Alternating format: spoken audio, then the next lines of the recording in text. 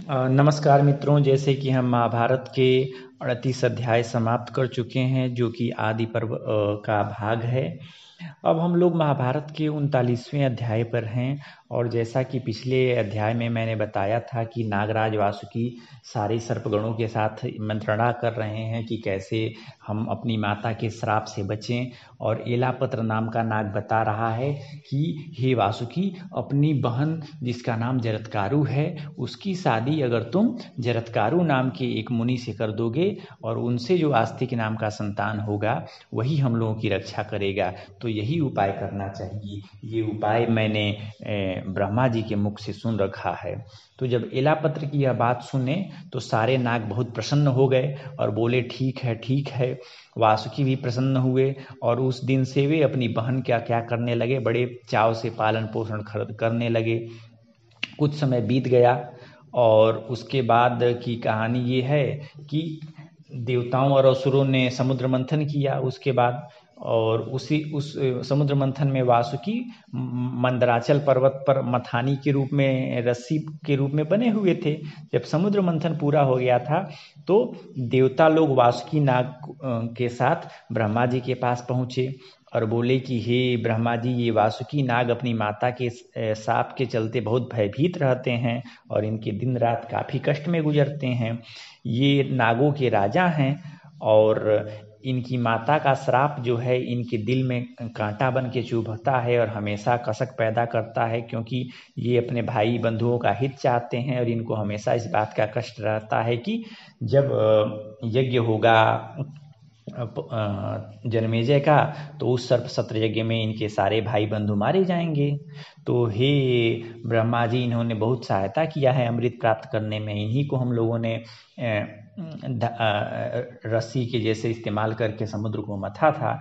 तो चूंकि इन्होंने हमारी सहायता की है, इसलिए इनकी रक्षा करिए, इनको उपाय दीजिए। तो ब्रह्मा जी ने कहा कि हे वासुकी, जो आप मंत्रणा जब कर रहे थे अपने अन्य नाग भाइयों के साथ, तो एलापत्र नाम के नाग ने जो उपाय बताया था कि अपनी बहन को दे करके आप आज जरत्कारु नाम के मुनि से शादी करेंगे तो इस उपाय से बच सकते हैं, वह मैंने ही उसके दिमाग में यह बात डाला था तो वो बता पाया था। यानी कि मेरी ही प्रेरणा थी कि वह यह बात बोला। तो हे नागराज, वही काम करिए। और आपको फिर से मैं समझा रहा हूँ कि जन्मेजय के यज्ञ में वही नाग नष्ट होंगे जो कि पापी और दुष्ट बुद्धि वाले हैं। जो धर्मात्मा नाग हैं वो नष्ट नहीं होंगे। इस समय जरत्कारु नाम के ब्राह्मण जो हैं वह बहुत उग्र तपस्या कर रहे हैं। जब उचित अवसर देखिए तो अपनी बहन, जिसका भी नाम जरत्कारु है, अपनी महर्षि की, उस महर्षि को सेवा में समर्पित कर दीजिए, शादी करा दीजिए। जो एलापत्र नाम के नाग ने कहा है वैसा ही करिए, क्योंकि वही होगा, उसके विपरीत कुछ मत करिए। तो ब्रह्मा जी की बात सुन करके वासुकी नाग बहुत संतुष्ट हुए और उन्होंने सर्पों को कह दिया कि आप लोग, मैं अपनी बहन की शादी जरत्कारु मुनि से करूँगा, इसलिए आप लोग जरत्कारु मुनि को खोजने के लिए क्या करिए कि चारों ओर घूमते रहिए। जब मिले जरत्कारु मुनि और उनके मन में ये इच्छा हो कि उनको शादी करनी है, उस समय हमको बताइए, यही एक उपाय है जिससे हमारा कल्याण होगा। इस प्रकार से जरत्कारु मुनि को खोजने के विषय में बताने वाला अध्याय 39वां अध्याय महाभारत का समाप्त होता है। 40वें अध्याय की ओर हम बढ़ते हैं मित्रों। तो शौनक जी यहाँ पूछते हैं सूत जी के लड़के यानी उग्रश्रवा ऋषि से कि आपने जिस जरत्कारु ऋषि का नाम लिया है, तो उसकी कहानी तो हम लोगों ने शार्ट में शुरू में सुनी थी, लेकिन ये बताइए कि उनका नाम जरत्कारु क्यों रखा गया, क्योंकि ये तो बड़ी अटपटा सा नाम लगता है, इसकी कहानी हमको जाननी है। तो उग्रश्रवा ऋषि यानी कि सूत जी ने बताया कि जरा मतलब होता है नाश, नष्ट होना, और कारु शब्द जो है वह बताता है कि दारुण। कारुण शब्द का अर्थ है दारुण। चूंकि उनका शरीर पहले कारुण था, कारुण मतलब कारू था, कारू मतलब बहुत हट्ठे कट्ठे शरीर वाले थे, लेकिन उन्होंने तपस्या कर करके अपने शरीर को इतना छीण कर दिया, यानी अपने शरीर को का क्षय कर लिया, अपने शरीर का नाश कर लिया। इसीलिए उन ऋषि का नाम ही जरत्कारु पड़ गया। जरत्कारु मतलब अपने हट्ठी कट्ठे शरीर को नष्ट कर देने वाला। ठीक, तो इस तरह से उनका नाम जरत्कारु पड़ा। और जो वासुकी की बहन है उसको भी जरत्कारु नाम इसीलिए पड़ा कि वो अभी तपस्या कर करके अपने शरीर को एकदम सुखा ली थी। समझ रहे हैं? यानी कि हम लोगों ने अब तक महाभारत के प्रसंग में ये जाना कि जिसका भी जो नाम रखा गया है वह इसलिए रखा गया है क्योंकि वैसा ही उस व्यक्ति का स्वभाव था। यानी हमारे यहाँ नाम बहुत सोच समझ करके रखे जाते थे, बहुत अर्थपूर्ण रखे जाते थे, ऐसा नहीं कि कुछ भी नाम रख दिया जाता था। तो हमारे यहाँ नाम रखने की बड़ी ही अच्छी परंपरा रही है, क्योंकि आप लोग देख रहे होंगे कि हर आदमी का जो नाम है उसके पीछे कोई ना कोई कारण है। आगे कहानी की ओर चलते हैं। जब उग्रश्रवा जी ने ऐसा बताया तो शौनक आदि लोग हंसने लगे और बोले कि महाराज सही बात बता रहे हैं कि ऐसा ही है, इसीलिए उनका नाम जरत्कारु पड़ा। और शौनक जी ने कहा कि महाराज आपने तो जरत्कारु नाम का अर्थ बता दिया, अब हम ये जानना चाहते हैं कि जरत्कारु ऋषि ने शादी कैसे किया, आस्तिक मुनि की उत्पत्ति कैसे हुई, ये सारी कहानी आप हमें सुनाइए। तो सूत जी बोले कि अच्छा आगे बढ़िए, कहानी में हम आगे बताते हैं कि नागराज वासुकी जो हैं उन्होंने क्या किया कि सांपों को संदेश दे दिया था कि आप लोग क्या करिए कि चारों तरफ खोजिए जरत्कारु मुनि को, क्योंकि मुझे अपनी बहन की शादी उनसे करनी है।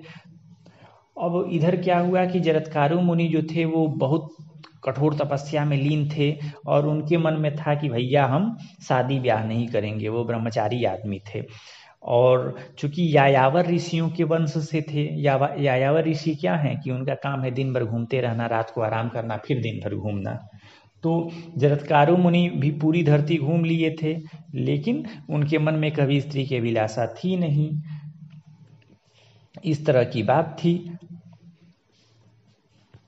तो हे शौनक आदि ऋषियों, अब हम कहानी को थोड़ा सा दूसरी ओर लेकर के जाते हैं कि एक जब कौरवों के राजा परीक्षित जो कि अभिमन्यु के पुत्र थे वह शासन कर रहे थे, तो वह बड़े ज़्यादा शिकार के शौकीन आदमी थे।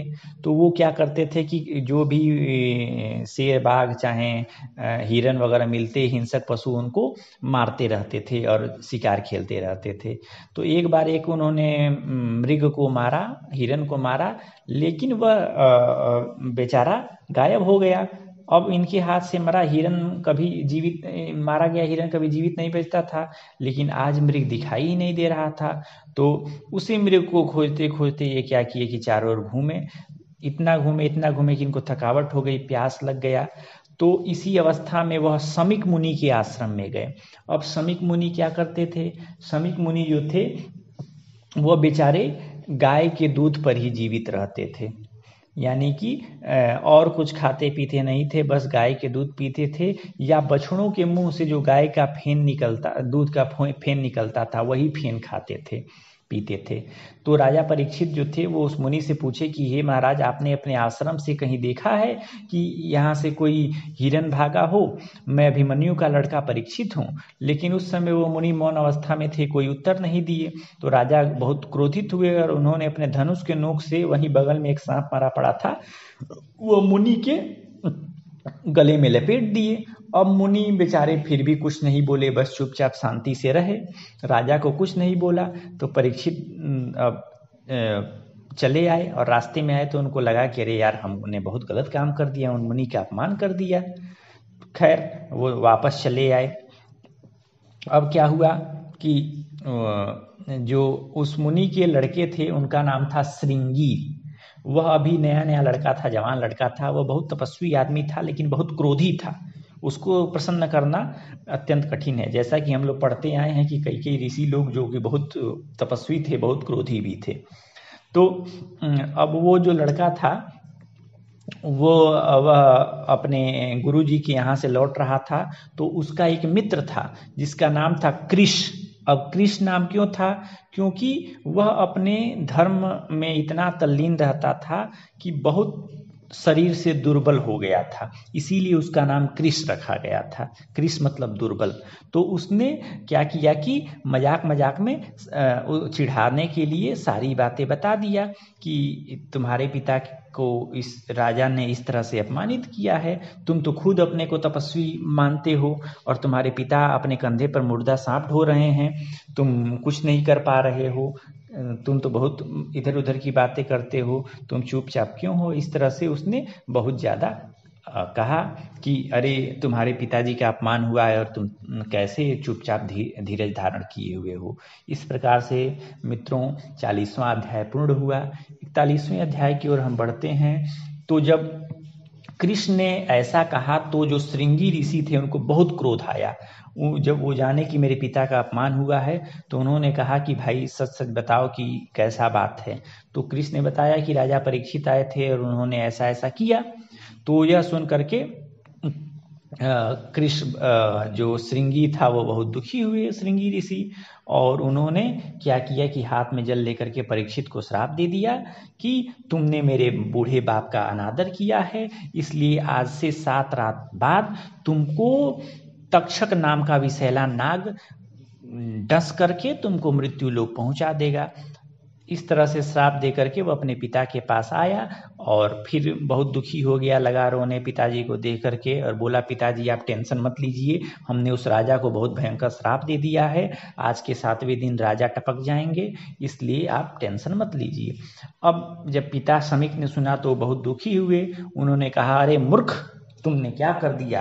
साधु पुरुष होकर के साधु पुरुषों को तो क्षमा कर देना चाहिए दूसरे के अपराध को, और तुमने राजा को ही श्राप दे दिया। अरे उसी राजा के कारण हम लोग सुखपूर्वक धर्म का अनुष्ठान करते हैं, पूजा पाठ करते हैं, वही राजा हम लोगों की रक्षा करता है।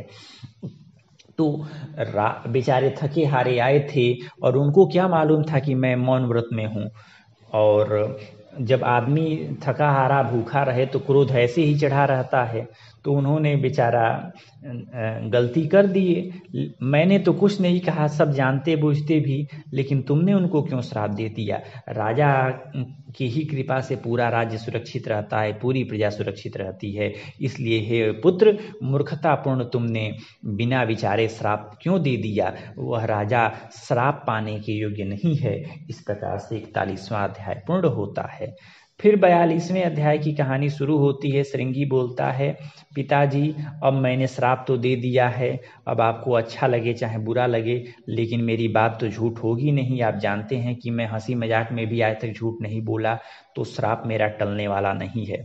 शमीक ने कहा कि बेटा तुम्हारी बात सत्य है कि तुम्हारा श्राप नहीं टलेगा, लेकिन बीइंग ए फादर मेरा काम है कि तुमको सत्कर्म का उपदेश दूं। बेटा तुम अभी बालक हो, क्रोध बड़े बड़े लोगों को नष्ट कर डालता है, इसलिए तुम क्रोध रोध के चक्कर में मत पड़ो। अपने मन और इंद्रियों को काबू में रख करके जंगली कंद मूल फल का आहार करो और अपने क्रोध को मिटाने का उपाय करो। इस तरह से अपने पुत्र को उन्होंने सलाह दिया और उन्होंने कहा कि समस्त इंद्रियों को वश में रखते हुए क्षमाशील बनना ही उचित है, क्योंकि क्षमाशील बनने से ही तुम ब्रह्मा जी के निकटवर्ती लोकों में यानी ब्रह्मलोक वगैरह में जा पाओगे। अब मैं ऐसा उपाय करता हूँ कि मैं राजा को यह संदेश भिजवा देता हूँ कि मेरे मूढ़ और अल्प बुद्धि पुत्र ने आपको श्राप दे दिया है, ताकि राजा सचेत हो जाएं। ऐसा कह करके उस शमीक नाम के ऋषि ने अपने गौरवमुख नाम वाले शिष्य को बोला कि तुम जाकर के राजा परीक्षित को सारी बात बता दो। तो गौरवमुख गया, जहाँ राजा ने उसका बड़ा आदर सत्कार किया, और गौरवमुख ने सारी बात बता दी कि आपको ऐसा ऐसा श्राप उन मुनि के लड़के ने दे दिया है, आज के 7वें दिन आप खत्म हो जाएंगे और उस श्राप को कोई टाल नहीं सकता है। तो राजा जब सुने तो बड़ी दुखी हुए कि अरे हमने उन मुनि का अपमान कर दिया, क्योंकि मन में तो दुख था ही, लेकिन जब उनको कारण भी पता चल गया कि वो ऋषि इसलिए नहीं बोले क्योंकि वो मौन व्रत में थे, हमारा अपमान नहीं कर रहे थे, अपना मौन व्रत न टूट जाए इसलिए बेचारे चुप रहे थे, तो राजा को और दुख हुआ। वह अपने मृत्यु से ज़्यादा इस बात पर दुखी थे कि हम अपने उस ऋषि के साथ ऐसा बर्ताव क्यों कर दिए। फिर उन्होंने कहा कि ठीक है गौरवमुख, तुम जाओ और शमीक मुनि को मतलब से प्रार्थना करना कि वह कृपया मेरे यहाँ आएं और मैं उनसे खुद क्षमा मांगना चाहता हूँ। फिर राजा ने मंत्रियों के साथ मंत्रणा की कि भाई ऐसी स्थिति में क्या किया जाए। तो मंत्रियों ने क्या किया कि एक बहुत ऊंचा महल बनवाया, ऐसा महल जिसमें एक ही खंभा लगा हो, और उस महल को चारों ओर से सुरक्षित करवा दिया। हर तरह की औषधियाँ, वैद्य और मंत्र सिद्धि जानने वाले, विष हरने वाले ब्राह्मणों को रखवा दिया कि राजा को सुरक्षित किया जा सके सर्प के विष के प्रभाव से। इस तरह से राजा उसी महल में रह करके संपूर्ण राज्य कार्य देखने लगे। कोई भी राजा से मिलने नहीं आता था, सबको बहुत अच्छे से चेक किया जाता था। इस तरह से 7वां दिन जब आया तो मंत्र शास्त्र के बहुत विद्वान आदमी थे, एक ब्राह्मण काश्यप नाम था, वह राजा की चिकित्सा के लिए आ रहे थे, क्योंकि उनको पता चला था कि आज 7वें दिन ही परीक्षित को नागों में श्रेष्ठ नाग तक्षक यमलोक पहुंचा देगा। तो इन्होंने सोचा था कि जब नागराज महाराज को विष से डस लेगा तो मैं राजा को जीवित कर दूंगा, जिससे मुझे धन तो मिलेगा ही, राजा को जिलाने के लिए धर्म की भी प्राप्ति होगी। मार्ग में नागराज तक्षक ने देखा कि काश्यप नाम के ब्राह्मण को वह हस्तिनापुर की ओर जा रहे थे। तो नागराज कश्यप जो था वह बूढ़े ब्राह्मण का वेश बना करके काश्यप के पास पहुंचा और बोला कि आप कहाँ जा रहे हैं, क्यों जा रहे हैं। तो काश्यप नाम के ऋषि ने कहा, ध्यान रखिए ये कश्यप नहीं है, ये काश्यप हैं। तो काश्यप ने कहा कि कुरुकुल में उत्पन्न जो राजा परीक्षित हैं उनको तक्षक अपने विष से मारना चाहता है, मैं उन्हीं को बचाने के लिए जा रहा हूं। तो तक्षक बोला, हे ब्राह्मण, मैं खुद ही तक्षक नाग हूं जो ब्राह्मण के वेश में आपके सामने खड़ा हूं, मैं ही राजा को भस्म करके मार डालना चाहता हूं, आप लौट जाइए, क्योंकि जिसको मैं डस लूं उसका कोई उपाय नहीं है, उसको कोई नहीं जिंदा कर सकता।